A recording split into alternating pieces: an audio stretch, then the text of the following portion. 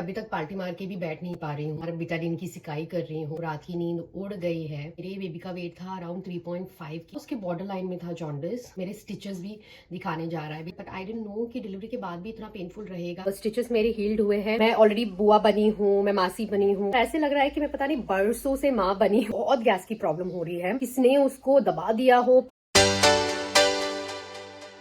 Seriously guys, किसने बोला है नॉर्मल डिलीवरी के बाद सब कुछ नॉर्मल सा फील होता है, पेन नहीं होता है एंड ऑल ऑफ दैट।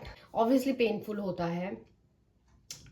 मैं तो लिटरली अभी तक पार्टी मार के भी बैठ नहीं पा रही हूँ, इतना पेन होता है। So lot of things going on as a new mom. Literally मैं ये फेस एंजॉय नहीं कर पा रही हूँ। रात की नींद उड़ गई है बिकॉज बेबी मेरा सोता ही नहीं है रात में। पता नहीं क्या करता रहता है, रोता ही रहता है, रोता ही रहता है। और हर 2-2 घंटे में भूख कैसे लग सकती है बच्चे को। I mean I think it's this is the phase. Anyways, baby का आज है नामकरण, तो उसके लिए मुझे रेडी होना है। ज़्यादा से ज़्यादा बस पूजा होगी और हवन होगा। नाम तो हमने ऑलरेडी सोच के रखा है। बस वही होगा। और it is a tired day, it is a tiring every time. I think मैंने लास्ट वीडियो में बताया होगा आपको कि मेरे बेबी का वेट था around 3.5 kg when he was born. So that is why मेरे स्टिचेस भी ज़्यादा लगे हैं, तो वो भी हमें दिखाने के लिए थोड़े दिन बाद जाना पड़ेगा। जब हम 6 डे में गए थे बेबी को दिखाने, तो थोड़े बहुत जो जॉन्डिस था उसके बॉर्डर लाइन में था जॉन्डिस। तो डॉक्टर ने यही बोला था कि keep a track on his urine, कि कितना वो पास कर रहा है, तो वो हमें ट्रैक करना चाहिए। बेसिकली डिलीवरी के बाद मैं मेरी डॉक्टर से पहली बार मिलने जाऊंगी and I think ear test वगैरह भी तब होगा।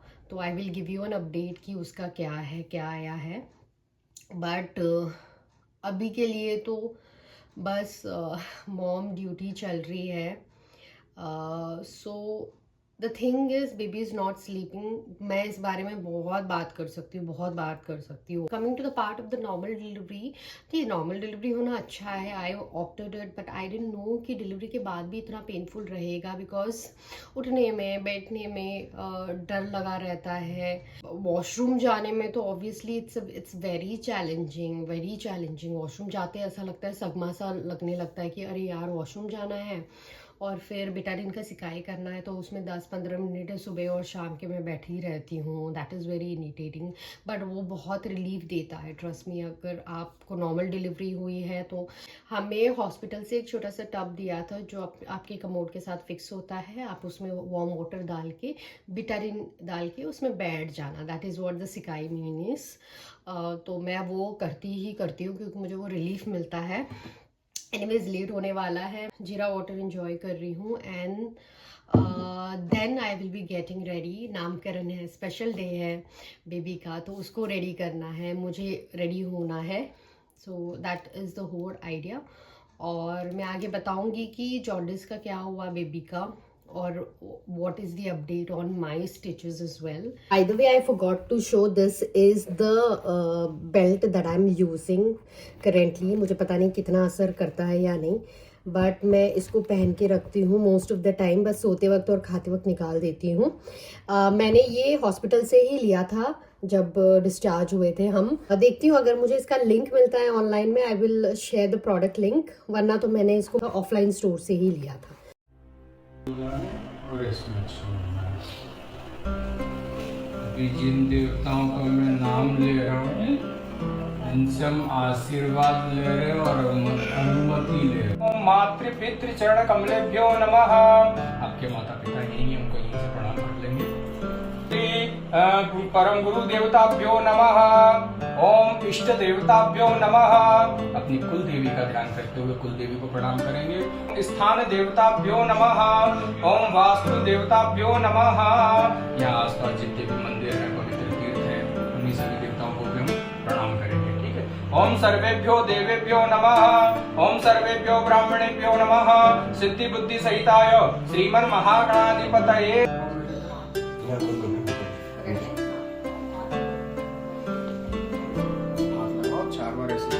बीच में छोड़। ओम अग्निदूतम पुरोदते हविवाम रुवे देवाम आसादयाति हा। इसको ठीक करके दक्षिणा दीजिए।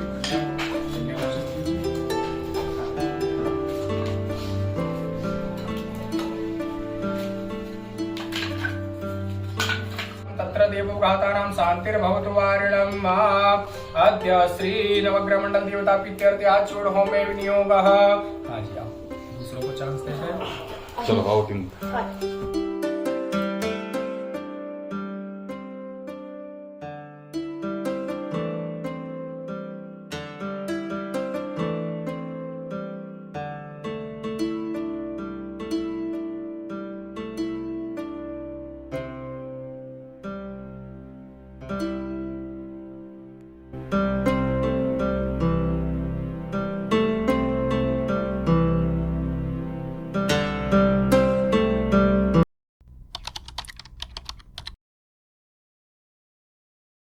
Hello guys, welcome back to my channel. I have just come from the hospital. मैं अपनी डॉक्टर से, अपनी गाइनो से पहली बार मिली after delivery and basically check करने के लिए कि how the stitches are healed. So basically stitches मेरे हील्ड हुए हैं फॉर लाइक 85 to 90% हील हुए हैं, थोड़े हील होना बाकी है। तो डॉक्टर ने बोला I think within a week dissolve हो जाएंगे। So that is the update and everything is fine. Baby का by the way I have to give you an update about the jaundice. Baby को jaundice नहीं हुआ है। Last time मैंने बताया था कि बॉर्डर लाइन में है जॉन्डिस, बट टचवुड बेबी को जॉन्डिस नहीं हुआ है। That is a good news. और ईयर टेस्ट भी हुआ, years and everything is fine, तो वो भी होता है।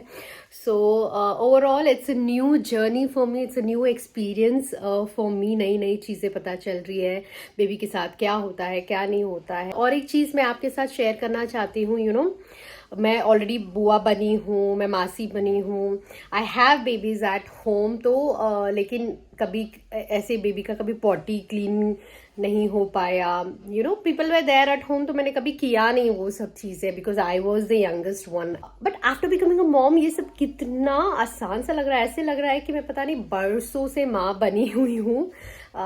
Everything seems so easy. किसी भी न्यूबॉर्न बेबी से मिलने जाते थे तो पकड़ने में थोड़ा हेसिटेट होता था, डर लगता था, but when it came to my baby I am so confident.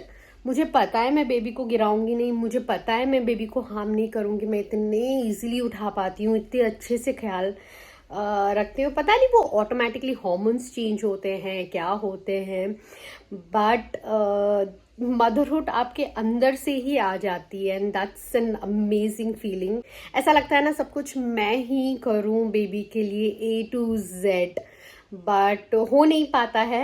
And I mean starting से लेके अभी तक my husband is taking care of the diaper change because obviously back में पेन है, बॉडी में दर्द है, डायपर चेंज करने में डिफिकल्ट होती है क्योंकि the biggest job is mine is to feeding the baby और बर्प कराना। बर्प भी मोस्ट ऑफ द टाइम मेरे हस्बैंड कराते हैं तो इजी हो जाता है, but the difficult time is कि बेबी रात में बिल्कुल भी नहीं सोता है। आई डोंट नो ये कब तक चलेगा and I am just hoping कि ये रात में थोड़ी सी नींद मुझे मिल जाए, रात में वो सो जाए। And another thing is baby को बहुत गैस की प्रॉब्लम हो रही है, तो मैं रोल ऑन भी लगाती हूँ एंड वो घर के नुस्खे भी यूज़ कर रही हूँ, हींग वगैरह, बट बहुत गैस की दिक्कत होती है और उस वजह से वो बहुत ही ज़्यादा गंदी तरह रोता है। ही क्राइज लाइक पता नहीं किसने उसको दबा दिया हो, पिंच किया हो, मारा हो, लिटरली इतना लाउडली रोता है। एंड